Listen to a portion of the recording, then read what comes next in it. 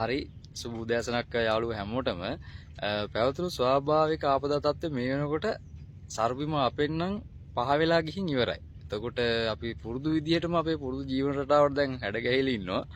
ඒ නිසා ඔන්න වෙනදා වගේම අපි ආවා අපේ සර්බිම කුඹුරු යායට. මේ අදත් සිද්ධ වෙනවා පුංචි අලුත් වැඩක්. ඒ කියන්නේ මේකට කියන්නේ නියර මඩ තියනවා කියලා. ඒ කියන්නේ දැන් අපි අර කැලෑ වැහිලා තිබිලා කොටලා අයින් කරපු නියරට දැන් අලුතෙන් මඩ තියෙන එක තමයි සිද්ධ කරන්නේ. එතකොට මේකෙදි සිද්ධ වෙන්නේ අර අපේ ලියද්දේ තියෙන වතුර ටික පරිස්සම් කරගන්න පුළුවන් වෙනවා. එතකොට අපි අර කුඹුරේ හෙට මෙහෙට යන්න තියෙන පාර වගේ පාවිච්චි කරන්නේ මේ නියර. එතකොට මේ නියර මඩ තියලා අලුත් විදියට හදාගත්තාට පස්සේ සම්පූර්ණම මේ අර අපිට ගමන් කරන්න තියෙන පහසුවට ඒ සීළු දෙයට තියෙන මේ නියර හොඳ ශක්තිමත් නියරක් බවට පත් වෙනවා. එතකොට ඒක තමයි අද දවසේ කරන්නේ. එතකොට බලමු අපි කොහොමද මේ කෙරෙන්නේ කියලා මම ඔයාලට පෙන්නන්නම් ඒක සිද්ධ වෙන විදිය. හරි අපි යන් එක බලන්න. හරි ඔයාලට ඔය පේන්නේ නියරට මඩ තියෙන විදිය. ඒ කියන්නේ අපි අර දෙවෙනි ඊයේ හැවට පස්සේ මම කිව්වනේ හොඳ මඩක් බවට පත් වෙනවා කියලා. ඒ විදියට පත් වෙච්ච මඩ තමයි ওই විදියට අරන් තියන්න පුළුවන් වෙන්නේ.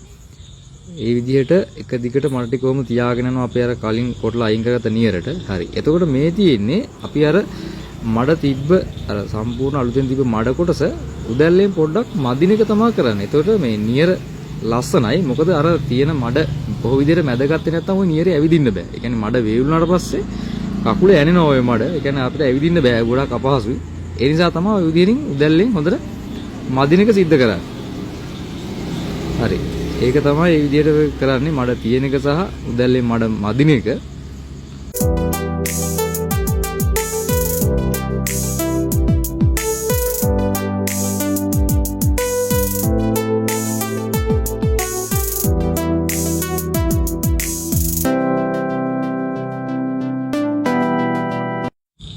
හරි මේ දැන් ඔයාලට පේන්නේ අපි ওই සම්පූර්ණ මඩ තියාගත්ත නියරක්. ඒ කියන්නේ අපි නියර බඳිනවා කියලා කියන්නේ බැඳපු නියරක් තමයි ඔය පේන්නේ.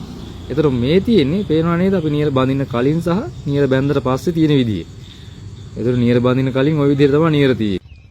හරි ඔය විදිහට තමයි නියර මඩ තියෙන එක සිද්ධ වෙන්නේ. එතකොට මේ සම්පූර්ණ භූමි ප්‍රමාණයම තියෙන නියර වලට ওই විදිහට මඩ තියන්න ඕනේ. හරි එතකොට මේ වැඩේ ওই විදිහට සිද්ධ වෙනකොට අපි ආයෙත් දවසක අලුත් වීඩියෝ එකකින් ඔයාලත් එක්ක සම්බන්ධ වෙන්න. එතකන් ඔයාලා හැම දිනාටම සුබ දවසක් වේවා.